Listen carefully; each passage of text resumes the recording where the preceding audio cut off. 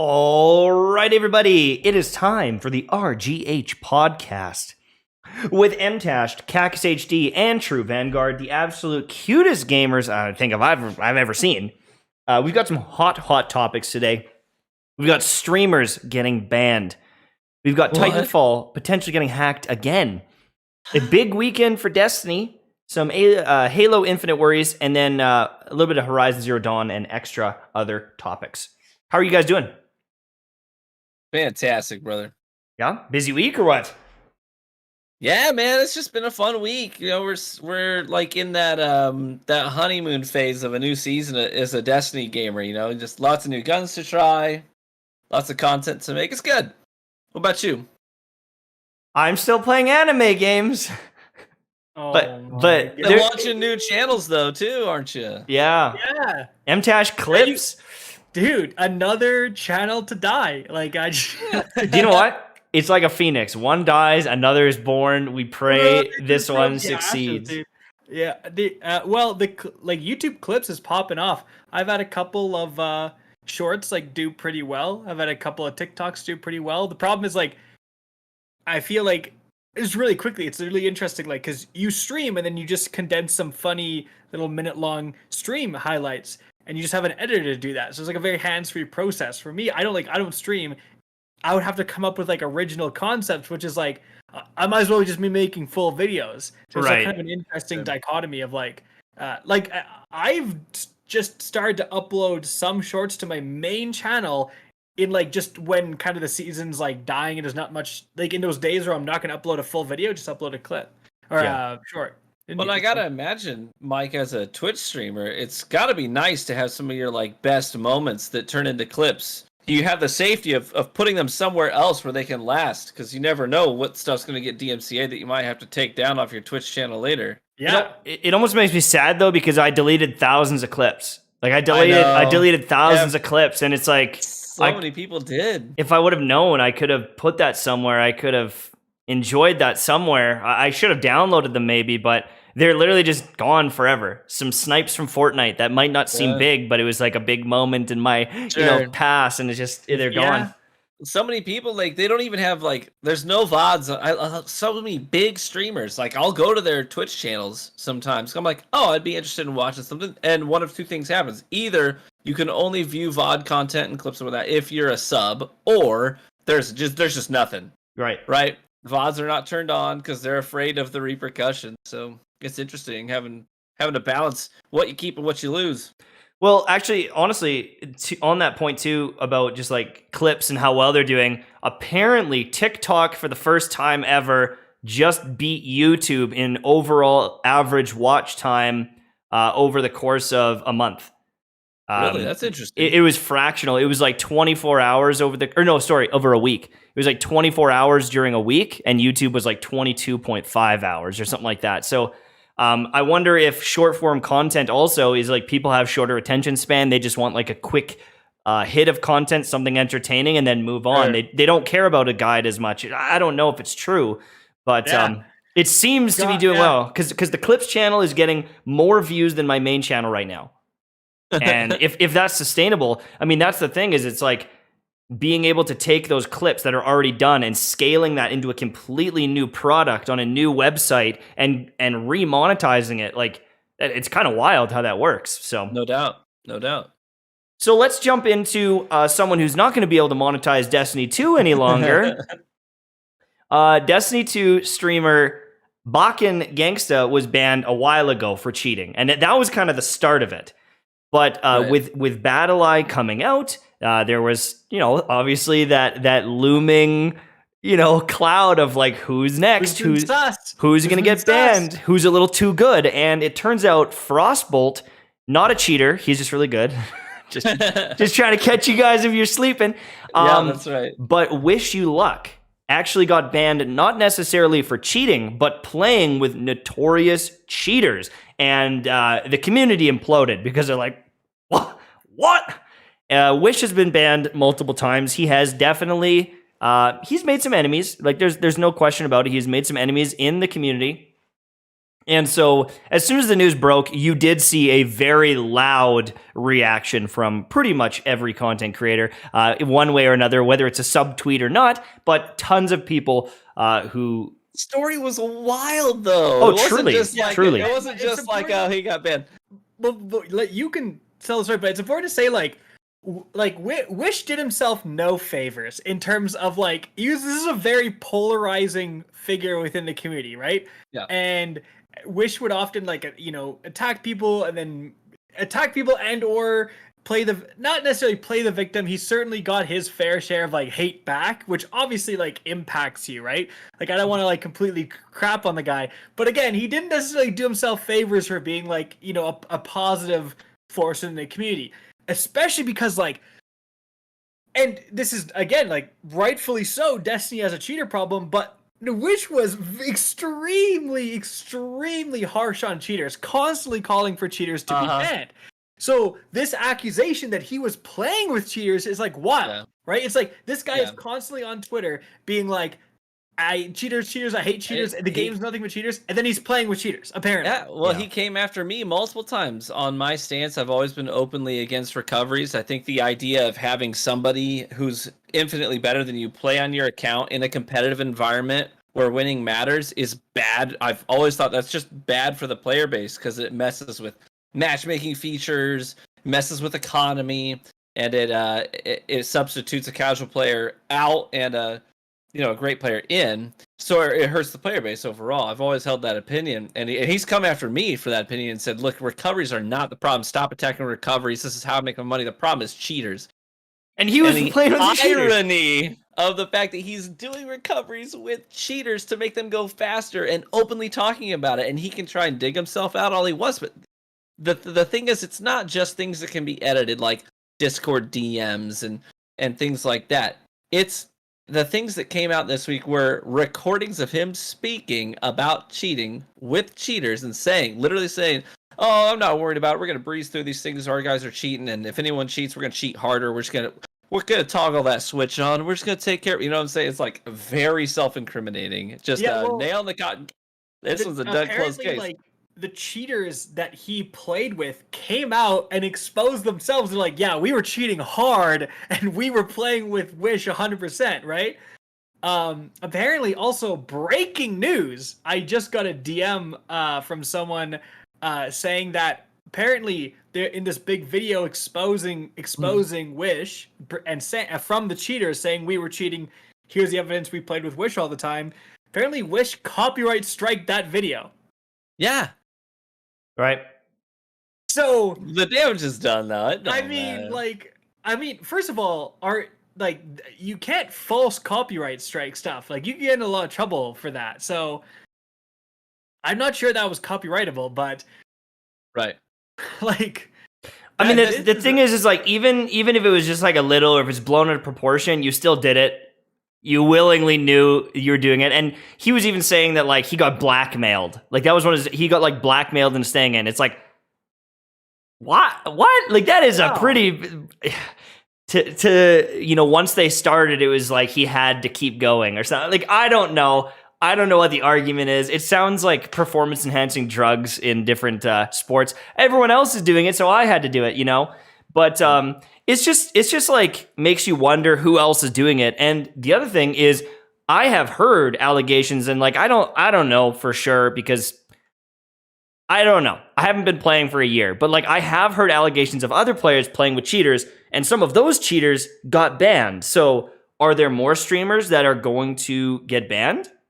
It's also some people they maybe were unknowing. Some of them maybe were knowing. Yeah. But if you're playing with someone every single weekend and then they get banned for cheating, you must have some sort of idea. And it's funny. I don't know. Listen, I'm gonna expose myself a little bit, boys.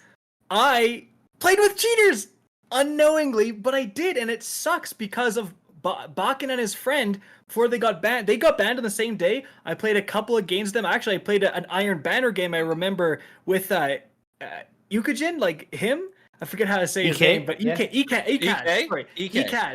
So we were all playing an Iron Banner game, and Bakken and this other guy, his friend, that both got banned for cheating, it turns out. it's so funny because it's the same thing. These two guys were non-stop calling everyone else cheaters, right? Yeah. Like they were like, this guy's cheating, this guy's cheating, this guy's. Anytime they would get sniped, this guy's cheating, 100%. This guy's cheating, right? And me, like, I have no clue. I'm just like, oh, like, are they? I don't know. Like, I get sniped is probably because I'm bad. Like, I don't know. But looking back, yeah, looking back, it's so interesting because it's like, of course they knew who was cheating, because they're seeing through walls. And it's like the only way they're losing these gunfights is probably if the other guy is also seeing through walls, right? So it's like, no, like, of course, right? And it's like so funny to say, like, the same thing as with Wish. Like, he's so anti-cheater, right? And he's calling everyone cheaters. Because he's with the cheaters, so like he would know who's cheating, right? Yeah. He's got that insider track, that insider info. The difference though is like obviously, like again with me and EK, we had no clue. Like they were just like they just must have had like an aimbot turned on or something. They played pretty normally from our perspective. But one of the clips from Wish is him talking about. He's like, oh yeah, so and so was flying around, like flying through the air. You know what I mean? Like those type of cheaters. So it's not, you can't even like, you know, say like, I didn't know. It's like, bro, if your teammate's like teleporting and flying through the air and like respawning and stuff, it's like, it's pretty obvious. And if you watch that whole video, they show this recording of him during a match where he's telling the other guys like, hey, make sure that every now and then you maybe like shoot a wall, hit a body shot. You know, just basically to throw off suspicion. Like, you got to look like it's not too perfect. You know what I'm saying? I need you to throw a little bit every now and then. Yeah. So that we can have deniability. You know what I'm saying? I want to know how many cards that I played that was Wish and his cheating friends that ruined our cards with ZK and Frost. We were playing a guy that was shooting the bow through the wall, and it's like, how many cards did I play against cheaters and like those guys? And I don't know.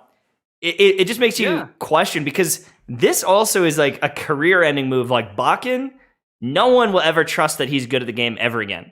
Yep. Even if he proves that he's good at the game and not cheating, they're like, nah, you're probably cheating. Like, he's ruined his career. And I mean, Wish has now imploded his Destiny account. And I mean, he can do recovs or whatever the hell he wants and try not to get caught. But like, his account is essentially gone now. And is he going to ever play Destiny again? I don't know. I have no idea. Here's the thing, you know, I've always go ahead. I've always taken flack from the sweatier side of the community for my position on recoveries, but this is another byproduct of it. Is that these players, we know they were good before they cheated because we played with them back in Destiny 1 on PS4s where they weren't cheating, and we knew they were good players. We knew that. I mean, I remember Mtashed even made a video about Bakken back in Destiny 1. It was like, is this the best Rumble player of all time? Like, we know they were good, but the problem is in an environment where you can monetize something like a recovery, they will, now that they're getting paid for it, it's not good enough just to be good, because there are cheaters out there. So they're like, I need to be good and I need to cheat, but I'll cheat on somebody else's account, and so it doesn't matter. And so even though they are good, like, they could have just made content of being good, but now they found a more lucrative opportunity where they can make money very quickly by cheating in the game. So it doesn't matter how good they are anymore. This is the thing. Recoveries are not good for any environment. This should be so obvious at this point, because this is what got Bakken and Wish both banned. Even though they were good, they were forced to cheat because they made money doing it. They're not good.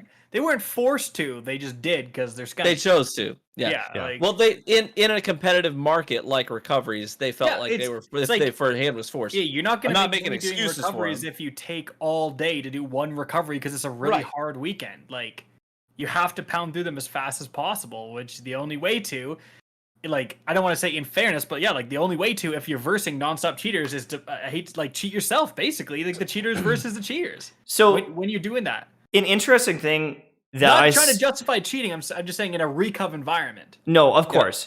Now, so I don't know why this kind of jogged my memory. Fwiz, he's like the head of YouTube gaming. He actually made a post today about how like play to earn and NFT type content in video games he thinks is the future. So like if I go get the midnight coup from the raid with, you know, like let's say it was a random roll or the god roll, games will start, you know, turning that into a marketplace where you can sell the gear and you can earn the gold and you can do it, because you can't get rid of gold sellers and you can't get rid of recovs. Like it seems to always happen. So if you make a marketplace for it in game, is that the future and another way for Bungie to monetize it? It's like, you want to go get that God roll gun and sell it?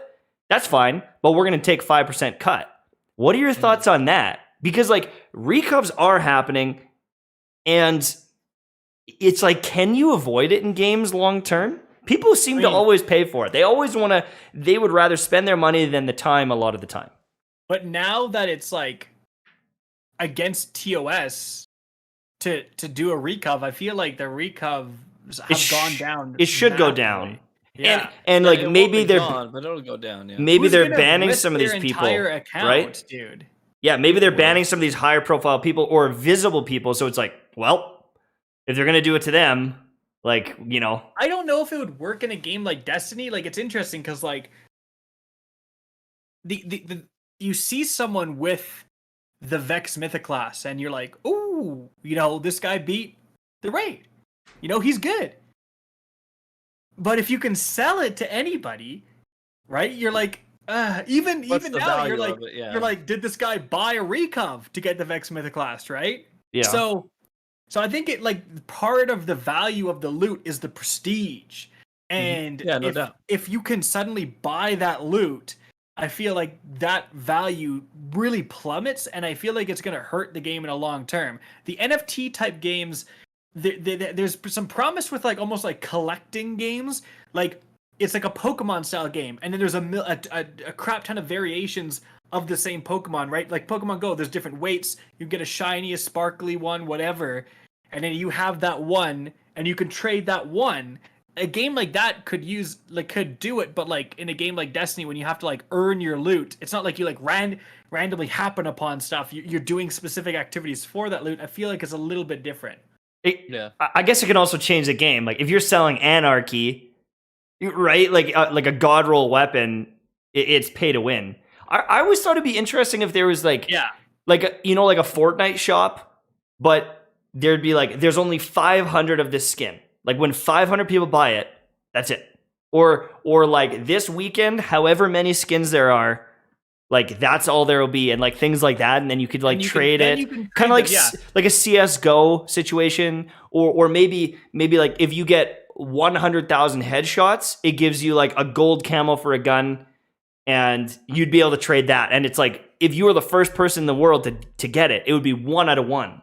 And then eventually 1 out of 2. You know what I mean? And like some skin stuff, but I don't know. Yeah, for sure. The only other thing is like, and the sketchy thing is like, with NFTs is like, it's just a completely made up value where it's like, it's just because people want it. Yeah. So it's like that you invest in something and then a new game comes out, or suddenly that game's not popular anymore and no one wants it, it's just the value plummets. Right. Yeah, just because no one cares. Yeah.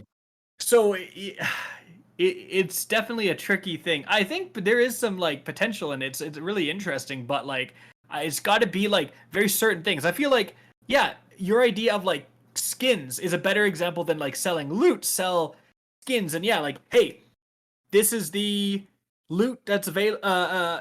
For Festival of the Lost with a dinosaur set. You can buy it during Festival of the Lost and it's never coming back. So once you have it though, yeah, you can maybe trade it to someone else. And then they can get that set out of what, like from years later. And then every year you wait, it's going to go up in value. And that's just like a completely customizable thing. Like that's just appearance. It won't hurt anyone. It won't hurt gameplay as much. You know what does hurt gameplay? What? Hackers hacking your freaking game. What are you talking about? What do you mean? This is wild. The Titanfall 2 community, the player base there is not huge, but they are dedicated. Right? They're not a big community, but they love the game. And for obvious reasons, the game is phenomenal. But hackers won't freaking leave the game alone, apparently. There's like breaking news tonight that kind of broke right before we went live, shortly before we went live just now for this episode, that Titanfall 2 has been hacked again, and that it's not safe to launch the game because I guess they could inject code or whatever into it. I don't know. I don't know how hacking works. The breakdown is like hackers have been in and out of Titanfall for probably 2 months now, right? because there was like that initial wave in the past, but apparently they're holding the system hostage. They've got access to the framework, and they have the ability to like change the code, right? And so if they send out a patch, right? If they send out a patch for the game, and then you update the game, essentially they could upload malicious code into your computer. That's what the issue is. And so they're saying if you load the game, by the way. yeah, they're saying if you load Titanfall, you run the risk of them injecting malicious code into your computer. It could be something along the lines of like when you play Titanfall, it would be like delete system 32 type stuff. Like they're doing some sort of automation to really mess your system up. Here's the thing. We don't 100% know if this is true. This comes from like a picture of like some guy in Discord, and we haven't I don't think we've gotten confirmation from EA. No official statement. No official statement, which is like, and so a lot of people are like, oh, this is made up. It's just a random Discord post. So it's like, okay, well then where's the official statement? You'd think the first thing you would do is go, guys, this isn't true. You can keep playing our game. So obviously EA is concerned enough about it to be like, we better make sure like this isn't the case. Because here's the thing. If it is a joke, we do know that in the past, the hacker situation has been so bad on Titanfall, I think 2, that hackers shut down the servers. They just shut down the servers, and they hacked into Apex Legends to make it display a message. They made it display Save Titanfall 2, didn't they?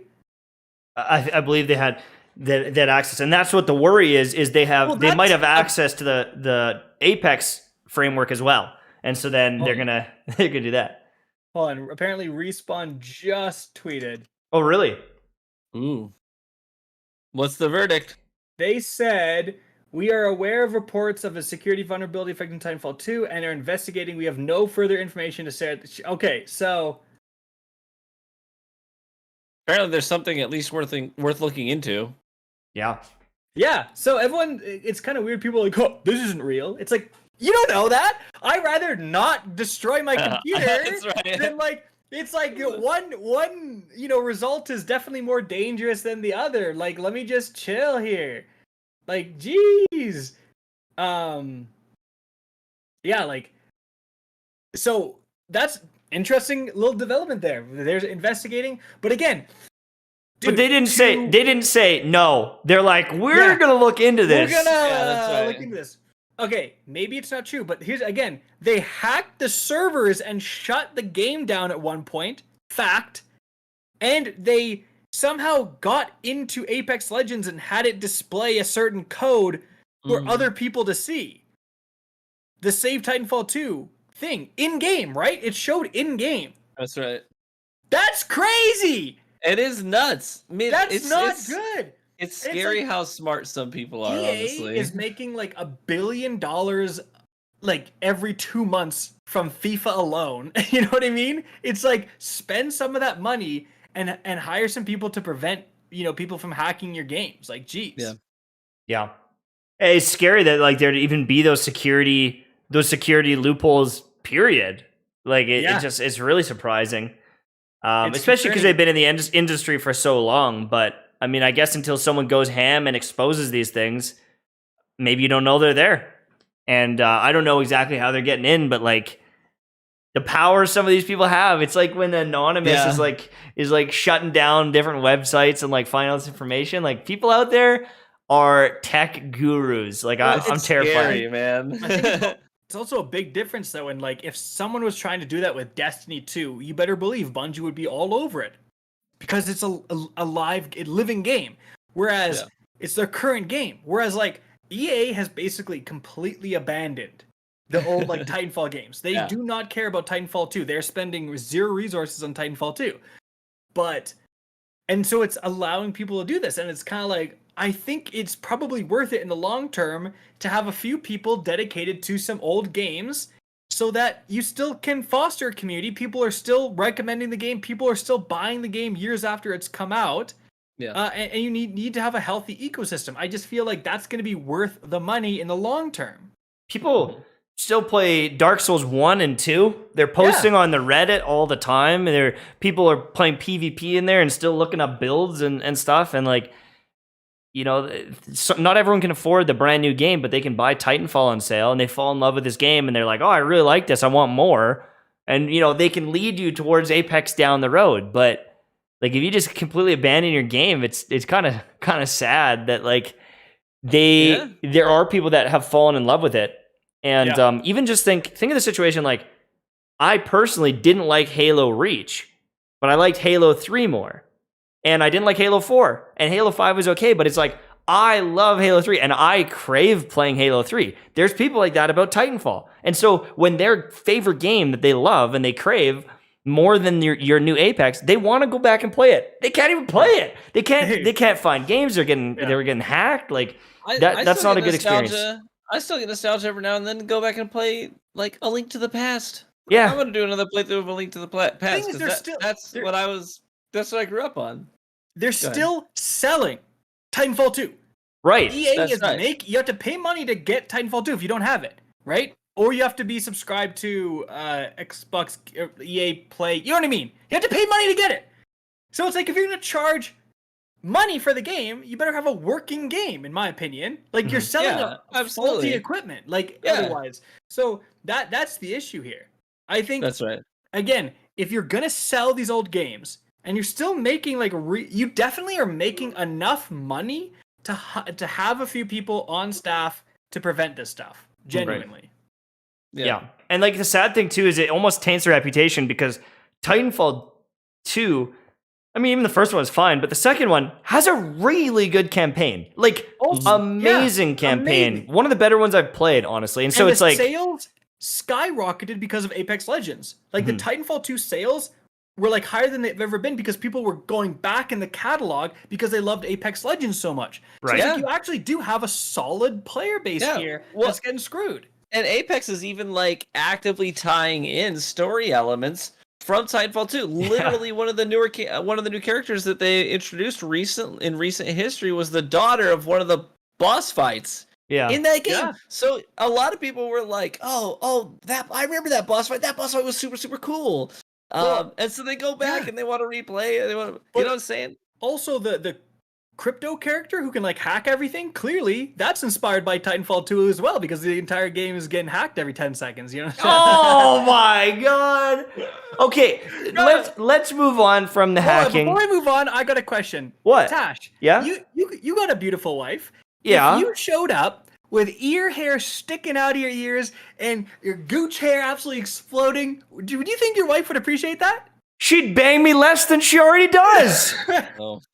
Now, true Vanguard, you've got a beautiful wife. If you came out with if you turned around and tickled her with your ear hair, you think your wife would appreciate that?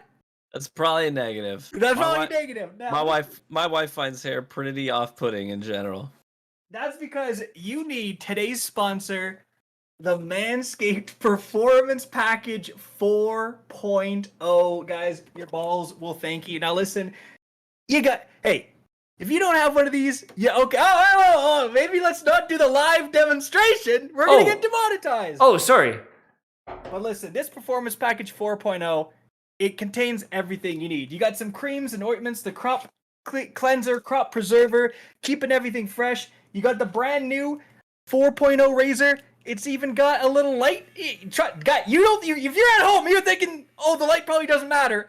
You try doing it without and with the light. I'm telling you, it's a game changer. All right. It really is a game changer. No, it genuinely is. And I gotta say the like a crop preserver, right? In the crop reviver, those things. It's like, to me, it's the equivalent of if you have a feeling something might be happening tonight, you use some mouthwash, you brush your teeth beforehand because you're anticipating it. Hey man. Breath odors, they stink. You know what else stinks? Yeah, there's another odor. It's gonna be quite the game changer at the end of the night, potentially. You do not want to be off-putting in the moments when it matters. Plus, it comes with the Weed Whacker, which is another thing that's gonna clean the nose hairs, ear hair right up. And they did a study where 70% of women were not okay with ear and nose hair, and the other 30% were lying. Okay, because there's no way. There's no way, dude. So listen, Get the Performance Package 4.0. Huge thank you to Manscaped for sponsoring our, 3 guys with 3 dying channels made a podcast. It's pretty amazing we got any sponsor. So all you guys got to do is use code KackisHD20 because they took one look at me. They're like, this guy clearly needs to shave something. And Can I tell you, Kackis? I had a guy in chat. I had it, and I have to say, 20. I had a guy in use chat that saying, until you have to use this is what it's that like. code. Click the code. Tash has probably put the code in the thing. Click it. It's in the description of the video too. Click the link. Go there. It's a great product. We all have it. We all use it. We all like it. Okay, now there's the ad. We're good. Now what's the chat? Our chat is wanting you to incorporate this whole thing into your next intro. But I had a guy in chat today who said your next intro needs to be, what is up, guys? Rick, look how big my cack is, HD. Oh my god. I was rolling. Oh my god. Bro, we're gonna listen. I leave the podcast is what gets demonetized. I'm trying to keep my normal channel alive just a little longer. So maybe not, dude. Well, I'll tell you We'll what. We're just coming off a topic talking about security and whatnot. One of the things that I'm hopeful for, we're headed into our first weekend of Trials of Osiris after the changes, and I hope it is a much more secure and safe environment because guess what? This is the first time we have Trials of Osiris with being a paywall. You have to have Beyond Light in order to play. So you can't just make another free account or whatever and get it up and running and cheat again. So, paywall. 2, account recoveries are no longer allowed and is a bannable offense. Whether you're buying or doing the recovery, both parties could be permanently banned on their accounts. So, number 2. Number 3, you no longer have to get wins. That's right, your Trials passage no longer tracks losses. Okay? You either go flawless or you don't. It's not going to track losses on you, so you don't get kicked out of the activity after a while. You just play. Bam. On top of that, you don't need to win matches to get loot. You just have to win rounds. Every now and then you win a round. Good job. After so many round wins, you're going to get some loot drops. On top of that, bam. You get tokens. Now you can go back and you can rank up your reputation with Saint 14. No tokens. No tokens. I'm sorry. Reputation is what I mean. You have reputation, so you're going to earn reputation just like you do with like Saladin and Zavala, and you're going to get your rank up engrams, okay? You can focus those if you want to, if you have the currency to do so, but yeah, all this to say, this activity is so much more approachable now, and you can solo queue if you want to.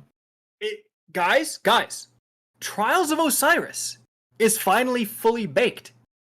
It's baked, it's fresh, it's ready to come out of the oven. We hope so. We've had a half-baked Trials for years, but now Bungie finally finished baking it, and it is looking amazing. Yeah, everything you said is a huge factor. I really do think the biggest factor is like it is so much more approachable. If you are someone who sucks at PvP, all right, you can go in there, win a few rounds, and still get some loot. And then when you do get like a Trials engram, you can focus it into the loot you want. I want a messenger. I want an igneous hammer. Never got Shire's Wrath, and I want that.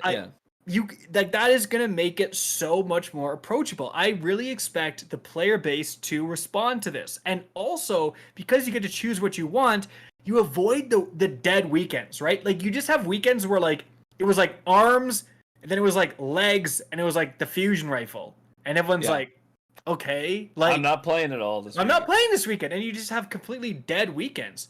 But now, like, no weekend will ever be dead. It's like whatever you want to go after, you can go after, and that's completely awesome in my opinion. But it still maintains the aspect of going flawless for the hardcore players, which is what we wanted all along. Like, you need something for the really talented, really hardcore players to go after, to set their sights on, and that, of course, is the flawless adept loot. But then the rest of the activity is so much more approachable for everything else. I feel like they hit probably like 5 of the main pain points in Trials that is stopping people from playing. Right? The Recovs, cheaters. Battle Eye. So yeah, Recovs, cheaters, like farmable loot that you want, like because you have to imagine. Sometimes they're just like, all right, there's like boots on the 3rd win and the 5th win, and then the fusion rifle, and then everyone's like, all right, I'm not playing, and then it's a bad map, and they're like, all right, well, There's no way I'm playing. There's no way I'm playing. Now you have some choices. And, you know, even the fact that you don't have to win, the thing I'm thinking about is just like the demotivation of losing and the stress of losing.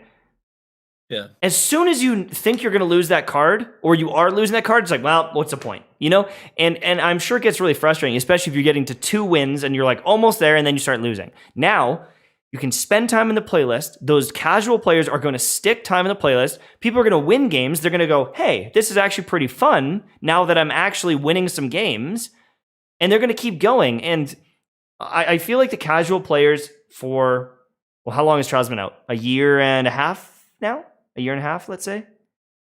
They have had a terrible time since weekend number 2. I think the first weekend, because there was such a high population, you know, like it was pretty good. But like by weekend 2 and 3, you could already see the population diving exponentially. Well, there was one time, remember, where the Trials population surpassed even that first weekend, and that was when the Igneous Hammer was the 3-win reward for the first time. But they're just jumping on the map.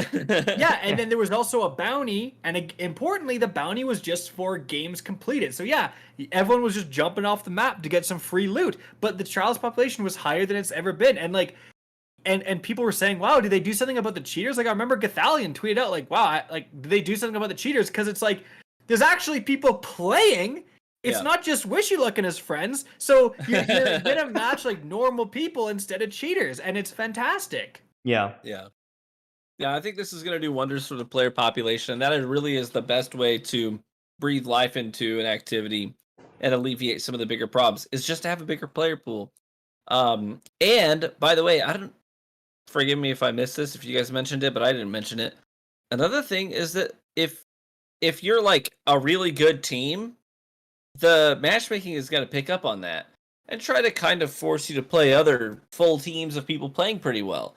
So if you are a pretty casual player and you're having a rough time, the chances of you losing 2 matches and then playing a stacked team that completely outclasses you is actually pretty slim. If they're on a winning streak and you're on a losing streak, you're probably not going to encounter each other. Now, the sweatiest players in the community are outspokenly not excited about that. But you can see how that would be a great thing for the casual player, just trying to get in there and get some loot.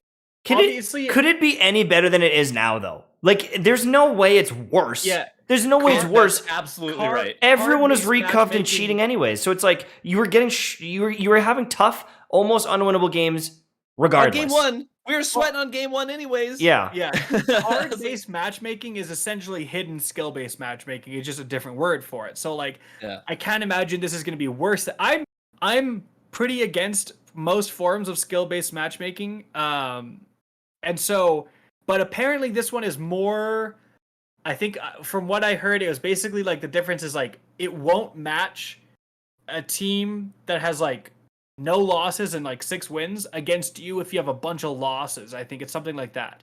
It's like it'll try to match them against people with like no losses or like only a few losses or something like that. I don't know. It's more like performance-based matchmaking. It's going to matchmake you based on your performance, your recent performance. So it's not like an overall, analysis of your personal player skill. That's not what it's factoring in. It's factoring in your recent performance and trying to get you with other people who are performing similarly. Yeah, the only thing is though, if you have skill-based matchmaking, it means the hardcore players have to go extra hard and they're using their best stuff every time and they're sweating every game.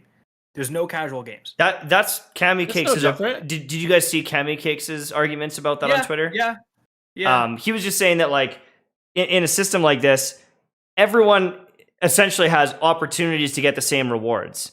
But if I am one of the best players and there's this skill-based matchmaking, me going flawless and having to play other top-tier players is not the same as like average players playing average players kind of thing. And it's like I have to work much harder and be on my game in order to get those same rewards kind of thing, which I get, but I guess it depends, because even in chat here, Monkey Brain said flawless is going to be next to impossible for anyone other than Sweatlords. And that might be true. Not everyone goes flawless or, can easily go flawless. But with the changes they've made, there's a reason to play even if you can't. You can still get the 3 and the 5 and the 7 wins, essentially. Like you can still work your way towards these engrams and these rewards and have a reason to play. Because before, you couldn't go flawless, but some people couldn't get 7 wins. Some people could hardly get 5 wins because it was so sweaty the entire time. So, I don't think this is going to be the fix-all where we're going to play it this weekend and be like, this is perfect. But I think it's going to be a lot better. I think we're going to come out of this experience, give it a few weeks, and we're going to start to see some good pointed feedback where players can say, hey, this is so much better than it used to be, but maybe address this, and this. You know what I'm saying? So it's going to be, at least it's forward progress. It's not just going to be the same old that we've had for years now. You know what I'm saying?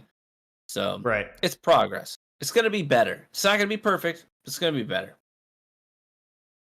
So let's jump on with Halo Infinite. So when the multiplayer stuff was shown off, I was very excited. Didn't get a chance to play. Looks really, really good. A few weeks later, a month later. Hold on. Well, before we say it, can I say one thing about skill-based matchmaking? Yes.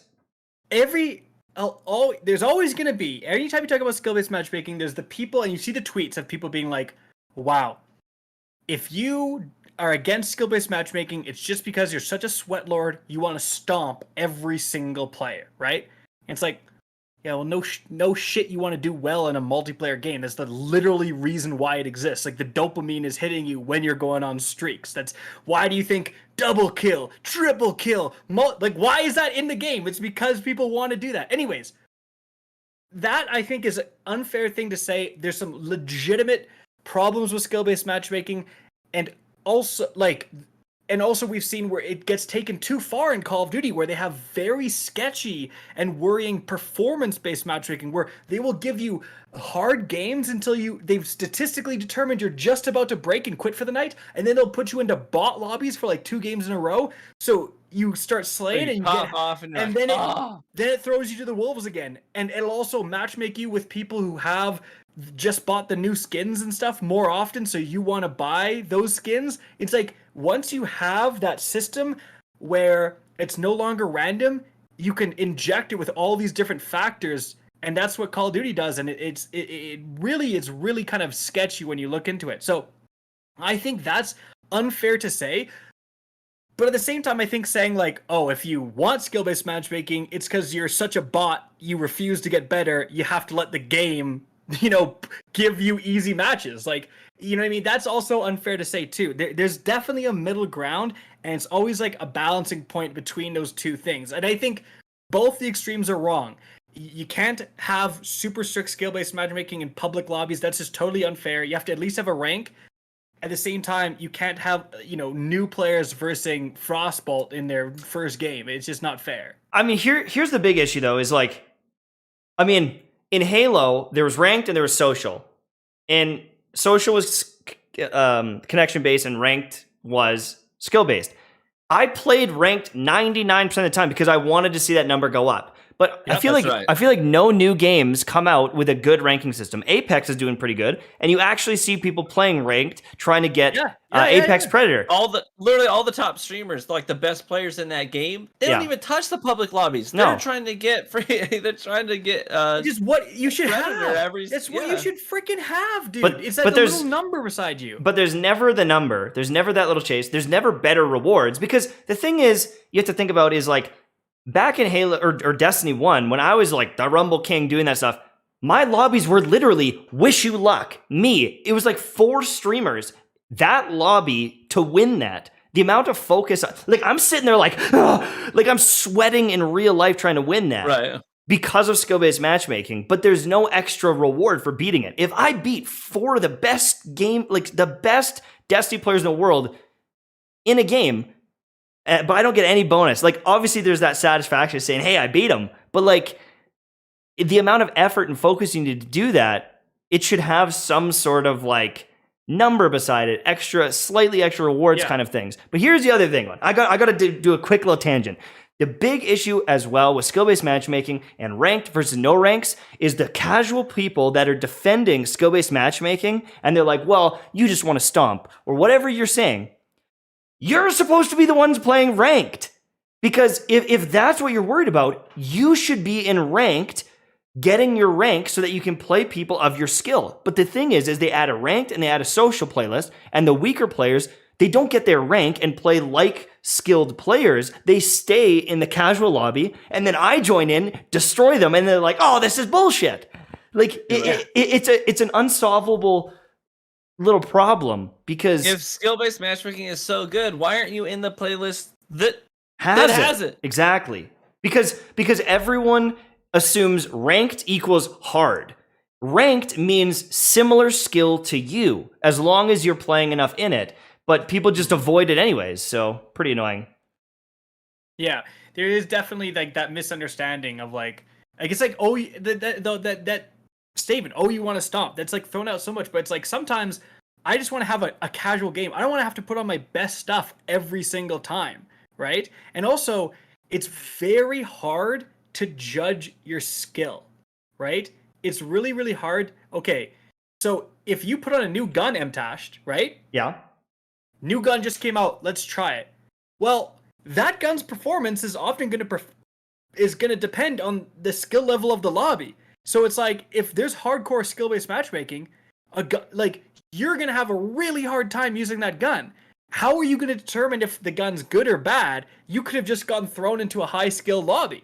Right, yeah. Right? And so it's like, it's so hard. Like, am I doing better? Am I doing worse? Is it my fault? Is it skill-based matchmaking? Like, it really kind of can ruin the experience of trying to improve at the game, because there's the argument of like, there's no point in improving when there's skill-based matchmaking if you don't enjoy harder. Like, you're just going to fight harder and harder people, and it's going to feel the same. If you get better but your lobbies get harder, it's that same feeling, and you feel very defeated. Yeah, 100%. Now, speaking of a game that has had a good rank system, and we hope for the best in the future, Halo Infinite. We were kind of talking about it. Halo Infinite, saw the gameplay, the multiplayer. I'm excited for it. I cannot wait to try it. But then, a few weeks later, they said, yeah, but the co-op campaign is MIA, no Forge at the beginning. Those are some pretty big features that are MIA, And it's not just that they're big features, it's that they are literally core identifying features of classic Halo. Mm-hmm. Classic Halo. When you think of classic Halo, you think of co-op campaign and Forge. These are like the things that make Halo Halo. So how are you going to charge full price for a game? You don't have to pay for the multiplayer. That's free to play, remember? Right. So when you pay $70 or whatever for Halo, you're just getting a solo player campaign game. That ain't even the Halo experience. Dude, it's like... And it's already been delayed a year. Should they delay it again? So it's a complete game? Like, I don't know. Like, honestly, because that's gonna, it's gonna hurt them so bad. Like, dude, who doesn't get some buds together and play the Halo campaign for the first time co-op? Like, that's like a tradition for so many people. Mm-hmm. Yeah. And like Forge mode, all the goofy game modes that like won't, because the thing is like early on in the first couple of months, people be building like maps and like trying to get these game modes going and like trying to get streamers to play them, and some of them will pop off and some of them won't. But like, I don't know, it's just like half the Halo 3 competitive maps were Forge maps made by the community and stuff like that. Like the community is amazing at making maps and content and remaking old maps that you can play download, and like all, like someone will have Halo 3 Guardian built day one, like to scale, like remade. They'll make the pit, they'll make all these different maps. And if you don't like the Halo Infinite maps, then you just go play the Forge maps, because they'll play the ones you do like, you know what I mean? And it's just gone. And it's like, how long, is there any word on how long they expect this stuff to hit the game? 3 months. 3 months? Do you know how much changes in 3 months, dude? Dude, Destiny dies and gets revived 3 times in 3 months. Like, are you kidding me? Destiny 2 is going to have 4 make or break moments. Yeah, exactly. Every moment is a make or break moment for Destiny 2. Let's be honest. It's so disappointing. Yeah, because I gotta say this. Little backstory for me. My wife, when I first met her, she was the barista. She was the hot barista at the coffee shop that I went to when I was in college. And our first common ground was not having ear hair. Thanks to Manscaped. Yes, was just being clean shaven and aerodynamic, and talking about Halo 3. She had two brothers growing up. I played Halo. And so that's like literally our first conversation was about Halo. That's how we broke the ice. And so I invited her back to my dorm. That was the first time we hung out, just the two of us, to play Halo.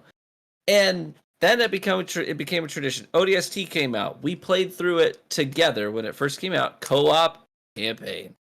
When Halo Reach came out, we played through it together. Co-op campaign. The two of us sitting on a couch together. Co-op campaign. When Halo 4 came out, like this was our thing, you know. It was just sort of had that nostalgia to it. And so for me, when Infinite says, and I was already on the fence about the game, anyways, and then they say no co-op campaign at launch. For me, that immediately puts a bad taste in my mouth because it disrupts what I know about Halo and have known about Halo for a long time in a very personal way. Like I'm not gonna buy and release because I do not care about competitive Halo. I just that's just not my cup of tea. The fact that you can't customize your loadout, I'm not interested. Right? I love that customization factor, and it's like if I have to use the same battle rifle as everyone else, I don't care. It's just me. I know that's not a popular opinion with anyone. I'm not saying you have to say that.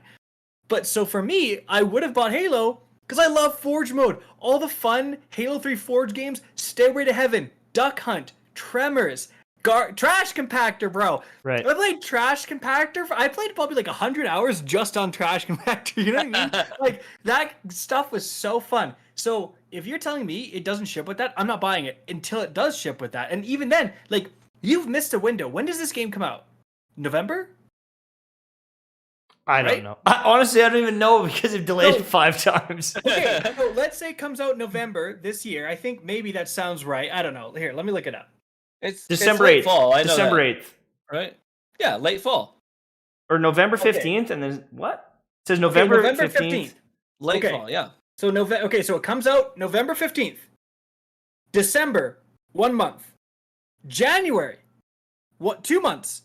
February, 3 months. So you're telling me Forge mode is coming out February 15th, and then the Witch Queen's coming out February 22nd. Like, oh, I wonder what I'm gonna prioritize. Like, I wonder what I'm gonna play. Obviously not Halo. Like, obviously. And if it's December 8th, like, because it says both. If it's December 8th, then we're into December, into January, February, and then now we're into March.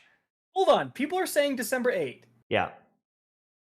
I guess there's not really a way I can display my screen, but I googled Halo Infinite, and you know how there's like the little like side corner thing?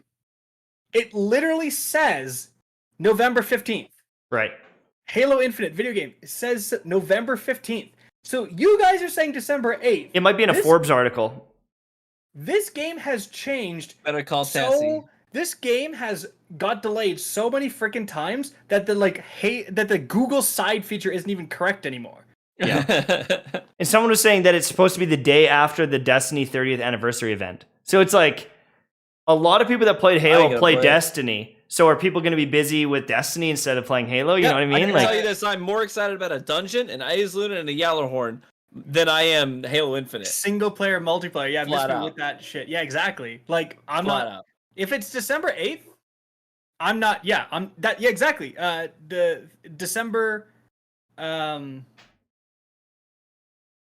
is when the Destiny anniversary thing comes out. Right.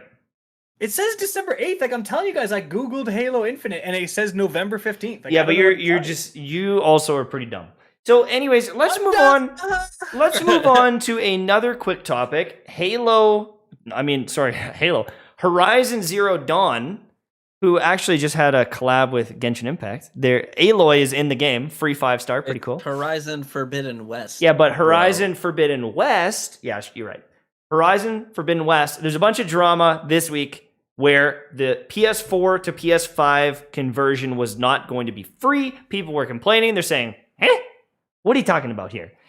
And a lot of games in the past, if you buy it on the last generation and you upgrade, it is a free Destiny. Upgrade. Like tons of games do that. And so when you're one of the companies that doesn't do that update, you look like a bad guy. And as soon as that was announced, Everyone was angry. They were boycotting the game.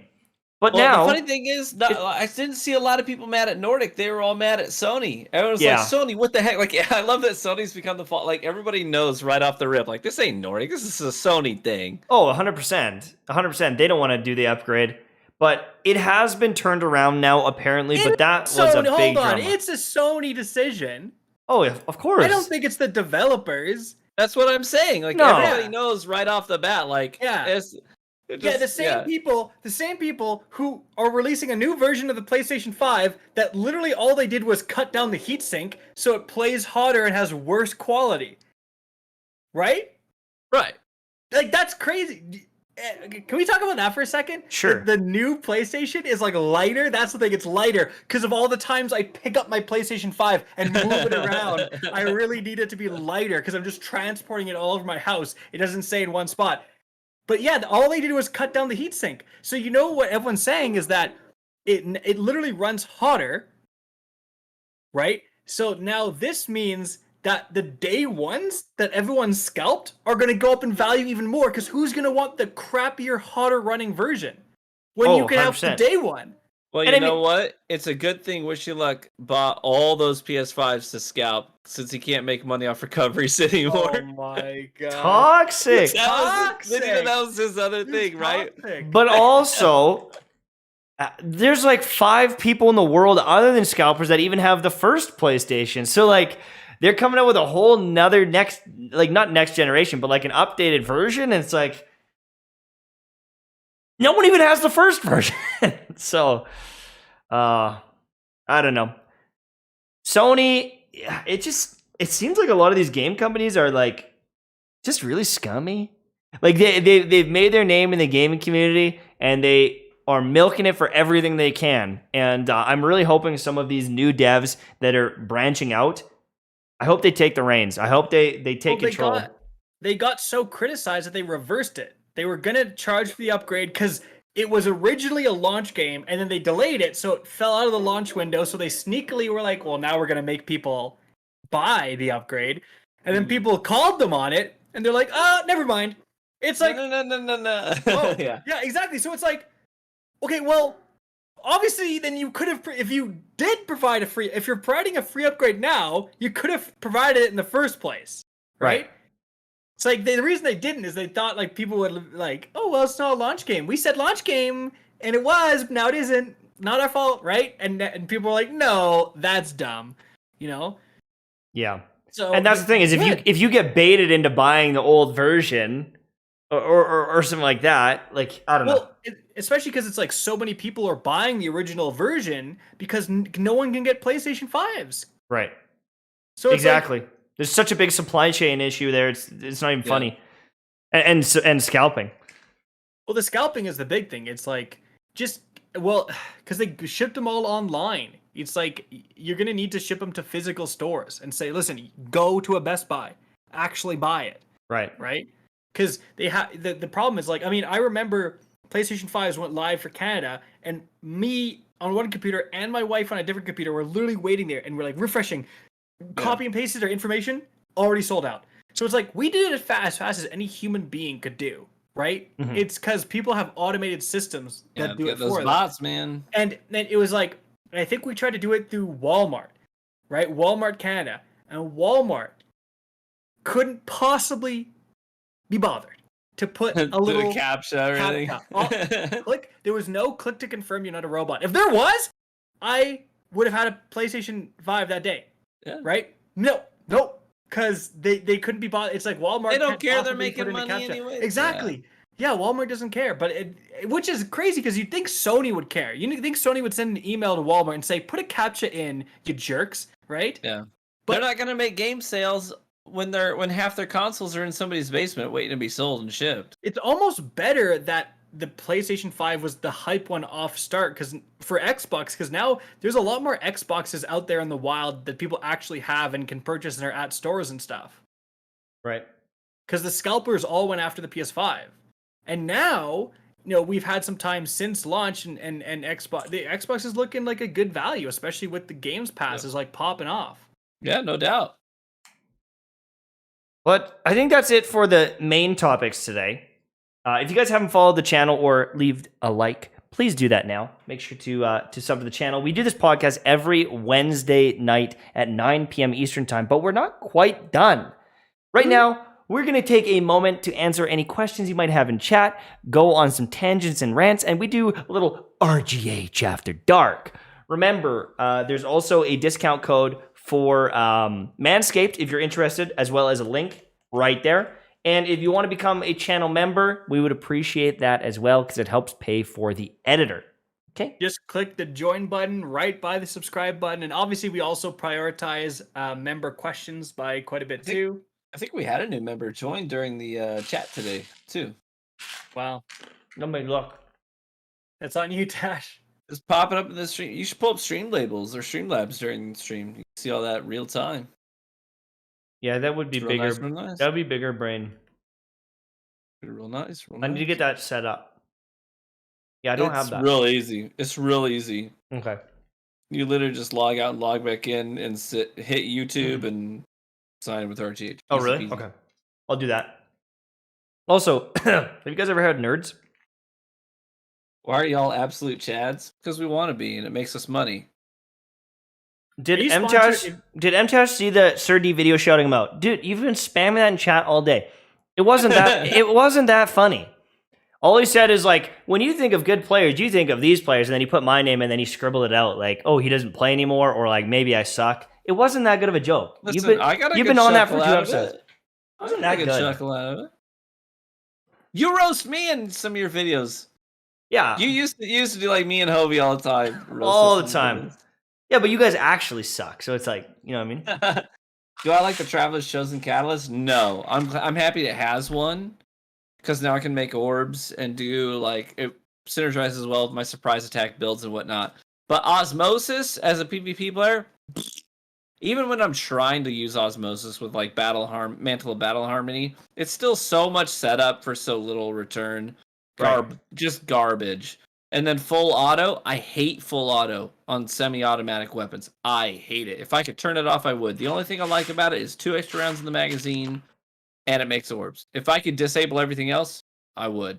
I'm happy it has one, but I think the Catalyst as a PvP player is just dog crap. Oh, and why can't Cactus bring up his cameo in Shillup's video? Yeah, I did a little recording for him. Did he end up? I didn't get to watch it because I. Did you say shill up? Shill, yeah, I said shill up in the thing. I like him. He's a nice guy, though. I like him too. Did he end up putting the picture of my butt in the video like I told him to?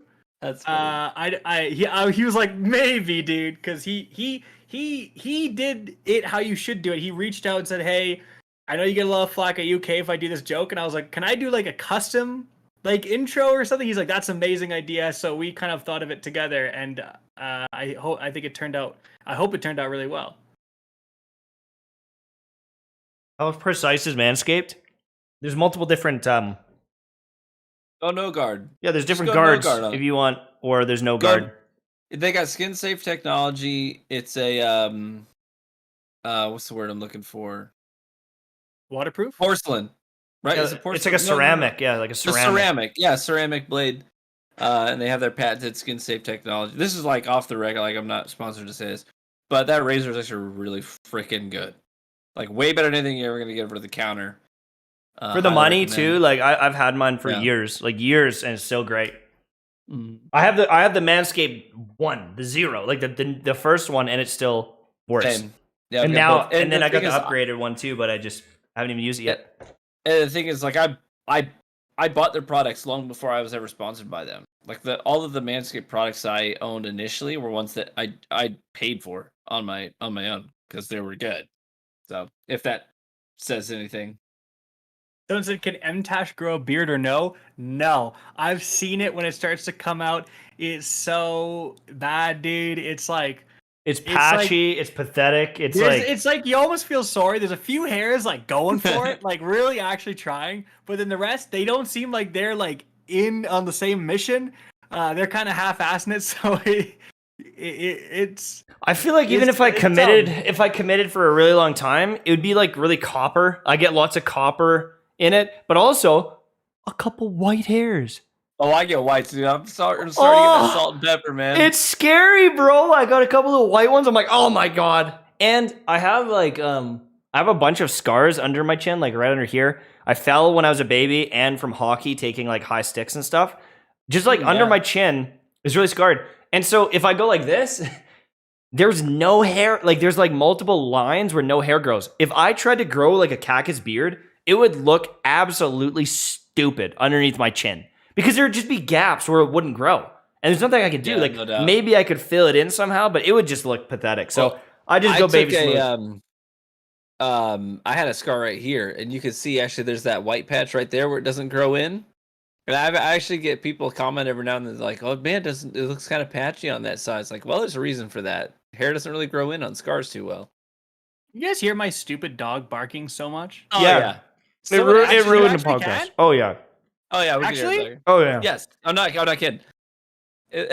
Someone asked what we were sipping on tonight. The first two pours were new to me. This is my first time ever buying from them, and so I've been sipping on it, trying to get a good idea of the profile. But Rabbit Hole straight Kentucky bourbon Is it good?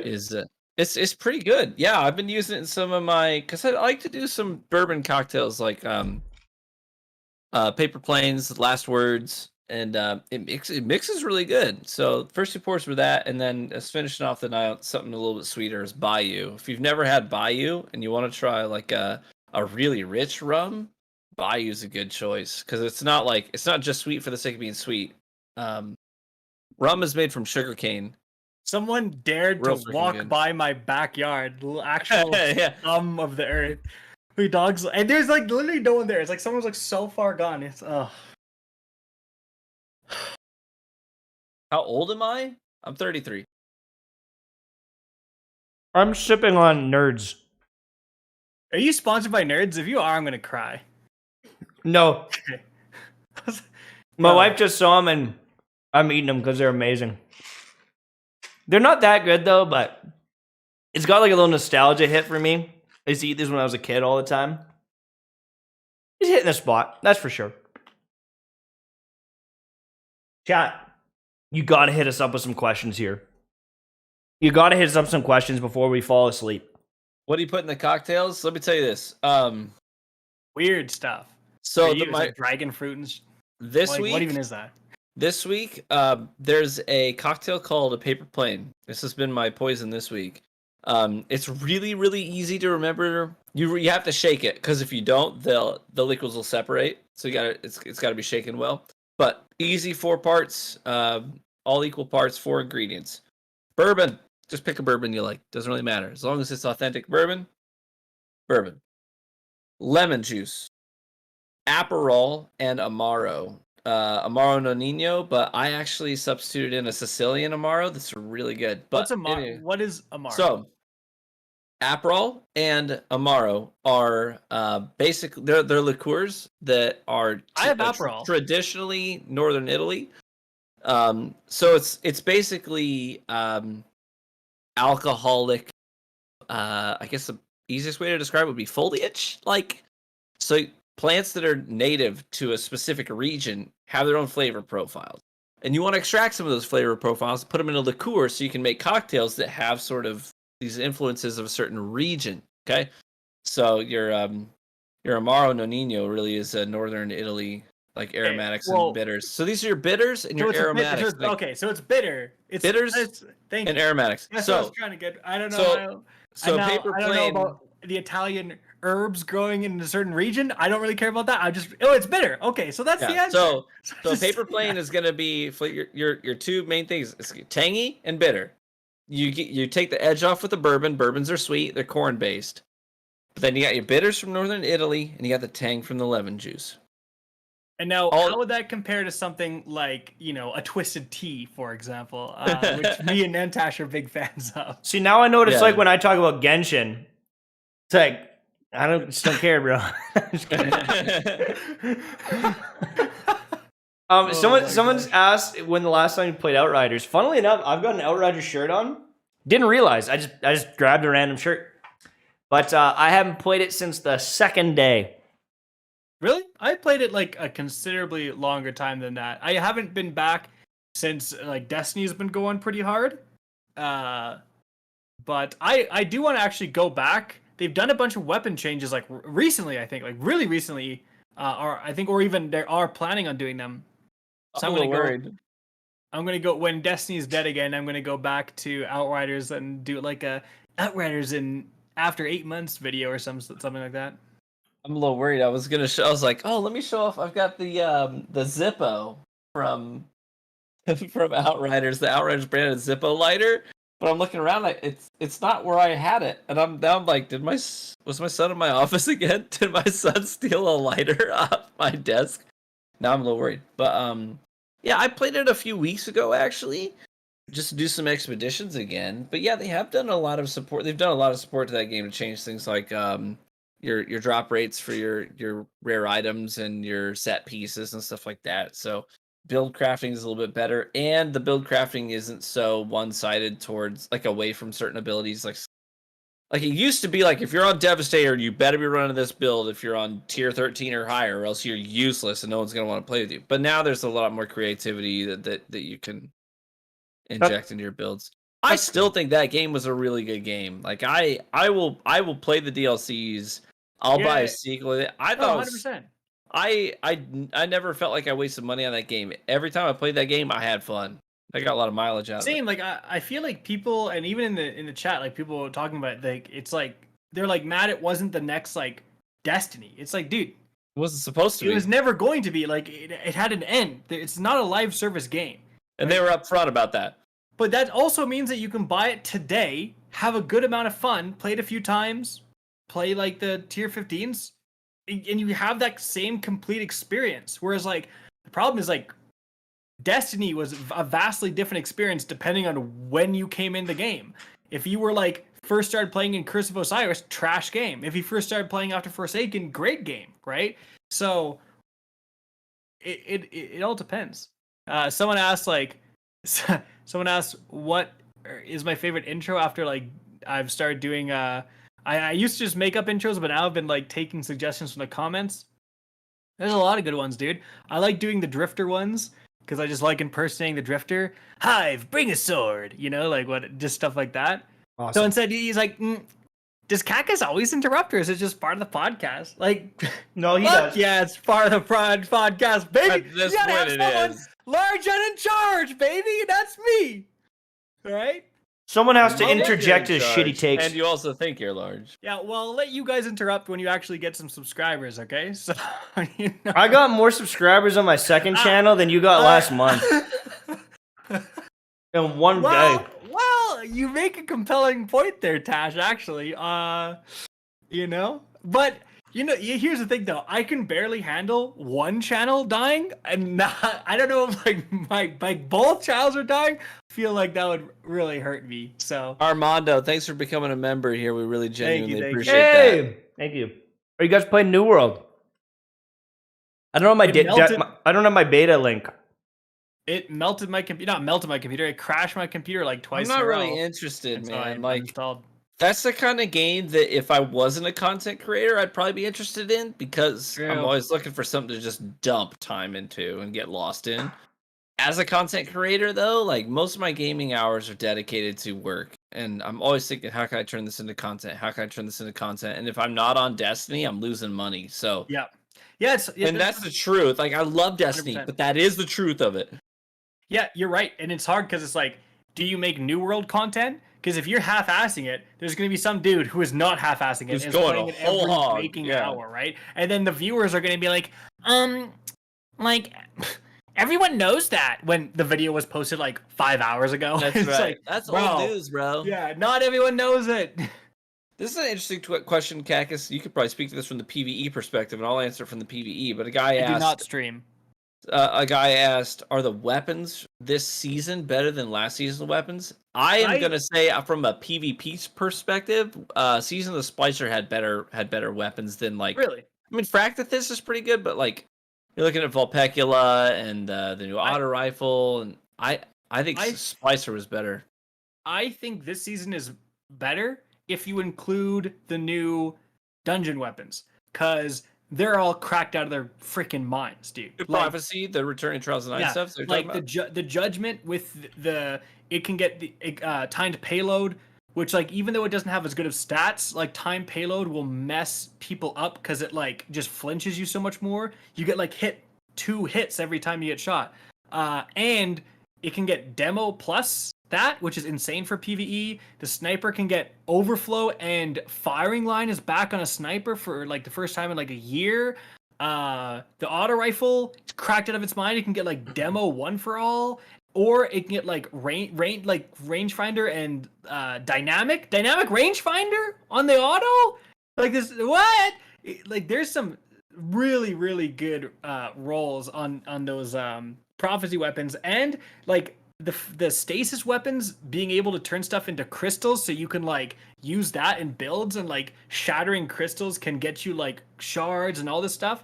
I feel like all of that is more important than like having like slightly more stats on like an auto rifle from last season. Last season was like very good. There's some cracked weapons, ignition code, but last season was when we got the perks like heating up, right?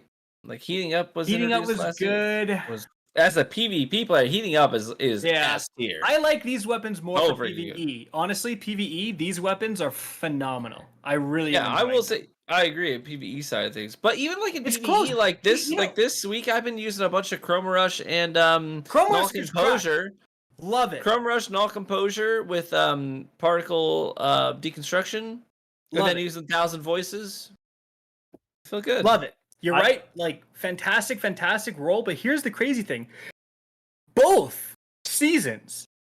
Yeah, I would even go so far back as to say Season of the Chosen with the extraordinary rendition and stuff like that. The far future and the rockets changes and stuff. All 3 of these smaller seasons have had way better weapons, especially the last 2 seasons. Way better weapons than when they tried to do frickin' sunsetting and Beyond Light. It's like, I feel like I'm not advocating for sunsetting to return, but I feel like the community would have swallowed the pill of sunsetting a lot better if they had actually tried to introduce weapons as good as they're introducing now. Like, well, that's what they said too, though, is like, we're going to take away all these weapons so that we can introduce good ones. Where? Where were they? And I don't know. They did, but then but they wait to introduce the cracked weapons after sunsetting is gone. Like a great example, they sunset the Season of Dawn weapons, and some of those are really powerful because they could get Demolitionist in the left-hand column and then a damage increasing perk in the right. So you had like the Breachlight, Demo, and Rampage, or the Perfect Paradox, Demo, and Trench Barrel. Unbelievable. Like, so, especially the Perfect Paradox, you could throw a grenade and get your entire 8-round magazine back. Unreal. Then they were like, well, that's pretty freaking powerful. So we didn't get any weapons with Demo on the left side as random rolls ever until this season. So that's a great example, is like, you sunset these weapons and you were introducing just straight up worse weapons than the one you sunset, and then finally they reintroduced some weapons with Demo on the left side, but like, it's like now it doesn't matter because sunsetting is gone. So like, what was the point here? If they were introducing weapons this good back when sunsetting mattered, I feel like, again, people would have swallowed the pill a little bit more. It's just like such a bizarre thing to do, is to like wait until sunsetting is gone and then start going hand with the weapons. Like, that's what you said you would do when you were introducing sunsetting. Yeah, there's not a single Season of the Hunt weapon that is still in my arsenal. Garbage. Like Royal Entry, like all that's crap. Other than the Deafening Whisper is actually pretty good. Yeah. I just don't care about any weapons or armor in Destiny, and I haven't for about 3 years. I find it all so boring, man. And like I look at the Division, and I found like a what was it, like the P619? I can't remember the number on it, but like it literally had so much damage per second compared to everything else, and it was like a full-on game-changing gun that I found. And like the way it worked with my builds, I've never felt that way with Destiny. There is definitely like obviously like the Warmind cells, but that just feels almost like an ability. The guns always kind of feel like weak and boring to me, and like not really interesting. And the builds, they don't feel like special to me ever. Like I'm always just like, eh. I hear you, but I would tell you that even as a PvP guy, like the recent seasons that feeling has gone away from me because the way that they've integrated these new seasonal artifacts and the new mods that come hand in hand with that artifact, like dramatically change the way that you play this game. And then on top of that, as a PvP player, the new Charge with Light. I don't know if you have played much since Charge with Light stuff came in, but they introduced these kinds of mods where you can. There's certain mods that will generate Charge with Light stacks, and then other mods that will spend those stacks to do certain cool things. Right. And it has just completely changed the way that that you think about PvP, where certain weapon archetypes that had weaknesses that were glaring could be completely offset, and now you have something that's just only W's. You know what I mean? Sorry, my dog. And so lately, it feels like Destiny has returned to that age of exploration where every season brings something new as a PvP player, because you're thinking about how can I couple these things in PvP to make really explosive results. Plus and the new builds. seasonal, the seasonal mods have been great. Like Tash, I give you an example.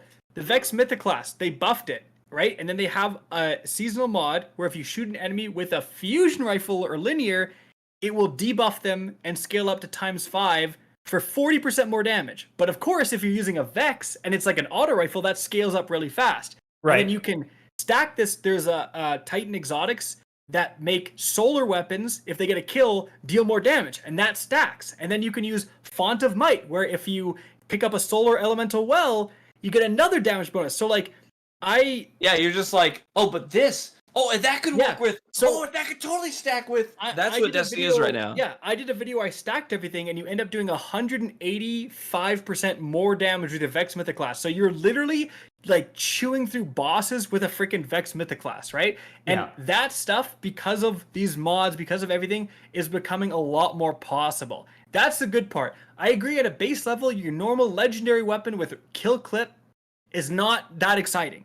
But especially with like the stasis weapons, making crystals, that really does build into your build. And when Bungie was talking about the changes to Void, they actually did say like, hey, we're going to introduce these keywords, right? Like, what was it? Suppressed and other thing. They said that they're coming to weapons. So you could potentially have like a rocket launcher that suppresses a target, right? Which is kind of crazy. Or debuffs that weakens, right? So you inflict more damage. Like you could have weapons that do those kind of void keywords, and that is really, really could impact builds. Yeah, I guess it's just been all kinds of cool. It's just felt pretty stagnant, and like even like Warmind, I feel like I've been playing with that for like 2 years, and like I don't know, I've just like for a long time, Destiny weapons and armor has just been like a point where I'm just like, I'll get them, I'll use them, but it doesn't make me feel special. Like it's not the same as doing like a Division build,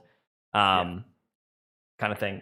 Just a quick, we got a $15 donation from Time and Garrett Skelton with a $10 donation. Can't wait to see Mtashed come back to Destiny. Now, I know that I just sounded super negative there, but I am excited for Witch Queen. Like I truly am. And especially with like weapon crafting coming and stuff, like I can't wait for the future. It looks really cool, dude. All these screenshots we're getting of her throne world, like with the swamp and then the dark gothic fantasy castle vibe. Like having that dichotomy to the swamps lands with like the fog surrounding her castle, and then you get into the castle. All that stuff, I'm totally there for it. Like it has me very excited. Yeah, I cannot wait. But it's gonna be awesome. I think we're gonna probably end that one there. It's almost been an hour and a half. Thank you so much for watching the podcast. Make sure to follow us. Make sure to check out advanced.gg if you haven't already. Our other sponsor, Yep. Use code RGH for 10% off. Advanced.gg, code RGH for 10% off. We will have another episode next Wednesday at 9 p.m. Eastern time. Every single Wednesday. We're gonna be back. You all better be back too. Well, I expect every single one of you. I see you in the chat. If you're not there, bring a friend. I'm calling. I'm saying, hey, where are you? It's also episode number 52. Technically, we've been doing this for over a year, but that's technically episode 52. 1 year of content, $0 in revenue seen.